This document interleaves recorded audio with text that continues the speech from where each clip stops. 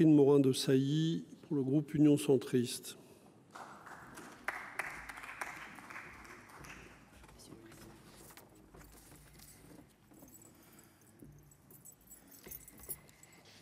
Monsieur le Président, Monsieur le Ministre, mes très chers collègues, j'interviens aujourd'hui au nom de mon groupe politique, mais également en ma qualité de présidente de la commission spéciale chargée d'examiner ce projet de loi.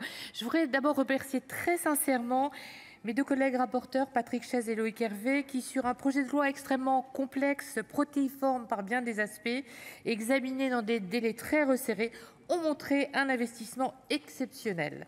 Le texte de la commission en porte la marque, avec 66 amendements, monsieur le ministre, adoptés à leur initiative, qui ont, je crois, profondément amélioré le texte de loi.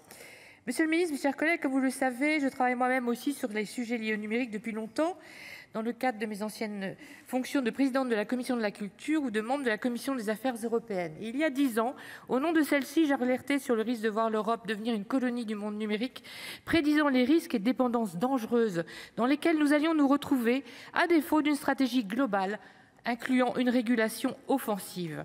J'espère ne pas être victime de la malédiction de Cassandre, condamnée par Apollon à voir ses oracles ignorés. Si nous sommes enfin réunis aujourd'hui pour étudier un texte visant à sécuriser et réguler l'espace numérique, gageant que nous saurons enfin rattraper notre retard. Maintenant, je tiens à le dire clairement, les travaux conduits ces dernières années au Sénat par de nombreux sénateurs dans toutes les commissions n'ont jamais remis en cause les potentialités de l'Internet. Accès à l'information et à la connaissance, réactivité, fluidité des échanges. Si l'Internet n'a rien inventé, il a malgré tout, il faut le dire, offert de nouvelles facilités. Et en même temps, nous constatons chaque jour de nouvelles et graves dérives, des risques et des menaces croissants, y compris étrangères, pour nos modèles économiques, sociaux, culturels, politiques et démocratiques.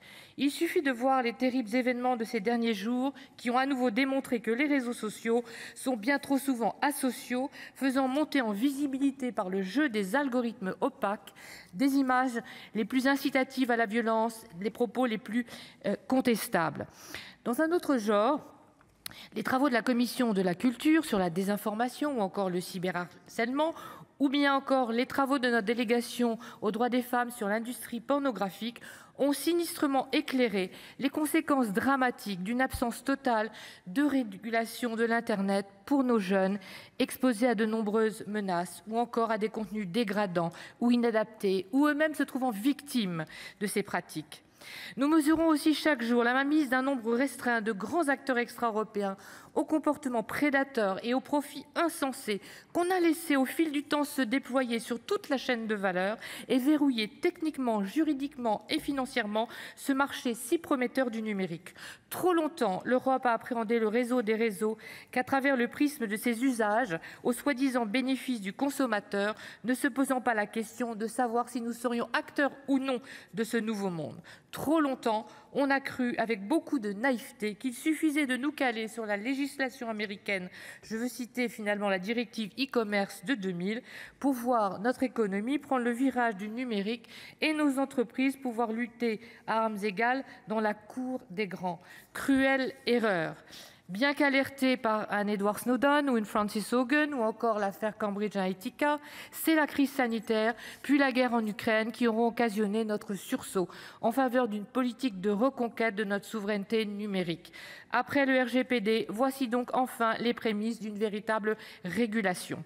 Les règlements européens, dont le texte permet l'adaptation dans notre droit sur les marchés et services numériques, ainsi que sur les données, sont donc, monsieur le ministre, une étape importante. Une étape parce que je suis convaincue, comme nous l'avons dit depuis longtemps dans nos rapports de la Commission des Affaires européennes, cher Jean-François Rapin, comme on le dit aujourd'hui dans le rapport de la commission d'enquête TikTok, qu'il faudra aller plus loin demain en conférant aux plateformes, comme l'a rappelé Pierre Ouzoulias, un véritable statut et une vraie responsabilité. Il faut en tout cas remercier Thierry Breton, qui a su pousser ses projets de règlement pour parvenir à des accords. Soyons fiers aussi qu'ils aient été adoptés sous la présidence française de l'Union européenne et que la position du Sénat exprimée à travers plusieurs résolutions européennes ait été en partie entendue. Ce texte, monsieur le ministre, est ambitieux. Il faut vous en faire crédit. Je pense en particulier à l'adoption par anticipation des mesures contenues dans le Data Act, encore en discussion au niveau européen, qui vise à rééquilibrer le marché européen de l'informatique en nuage, un secteur fortement concentré autour de 3 acteurs américains, comme l'a rappelé Florence Béatrice Contat tout à l'heure, qui captent 70% des parts de ce marché en France comme dans le monde et qui pourrait atteindre, mes chers collègues, jusqu'à plus de 1 200 milliards d'euros d'ici 2025. Maintenant, il faut donc au plus haut niveau de l'État et de nos administrations une doctrine de responsabilité numérique. Je crois qu'il est temps, Monsieur le Ministre, que nous travaillions ensemble à notre autonomie technologique, non seulement en matière de renseignement et de cyber, mais également en matière de traitement des données dites sensibles ou relevant d'infrastructures critiques. Je pense à la santé, bien sûr, à l'énergie, au transport, et en faisant du recours à des technologies extra-européennes une exception à motiver spécifiquement.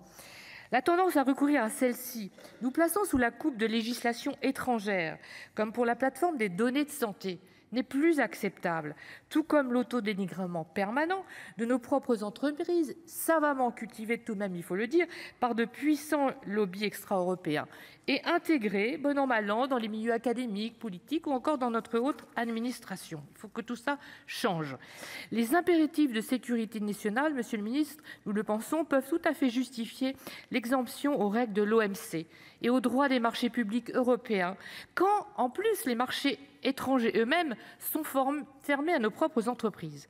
Il est donc temps, pour ce faire, d'établir via un Small Business Act et un Buy European Act la commande publique comme levier pour booster la compétitivité de l'informatique en nuage.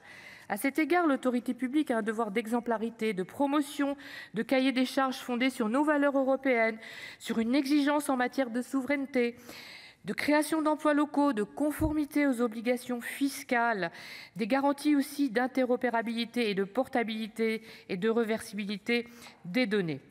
Vous l'avez compris, mes chers collègues, le numérique doit être traité comme un sujet véritablement régalien et de souveraineté et prendre toute sa place dans notre industriel et technologique.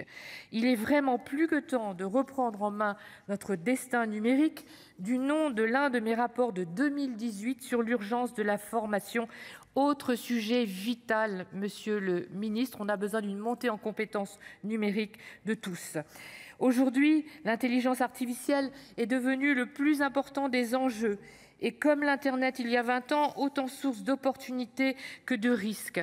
J'espère qu'en 2043, nous n'examinerons pas un texte visant à sécuriser, réguler l'intelligence artificielle, car il y aura alors toute chance d'avoir été rédigé par des cerveaux de silicium produits à l'étranger. Voilà, Monsieur le Ministre, c'est fort de ces réflexions avec un peu d'humour pour conclure qu'avec les rapporteurs et les membres de la commission spéciale, nous avons eu à cœur réellement d'améliorer ce texte, d'animer le débat, d'améliorer le texte dans un juste équilibre que vous avez rappelé entre rigueur de la régulation, exigence absolue et en même temps le respect de nos libertés fondamentales. Car il faut bien le dire, c'est un modèle entre le modèle américain Business above all, ce fameux capitalisme de surveillance théorisé par Shoshana Zuboff, et le modèle du crédit social du parti chinois, communiste chinois, que nous devons agir, un modèle humano-centré conforme aux valeurs européennes. Je vous remercie de votre attention.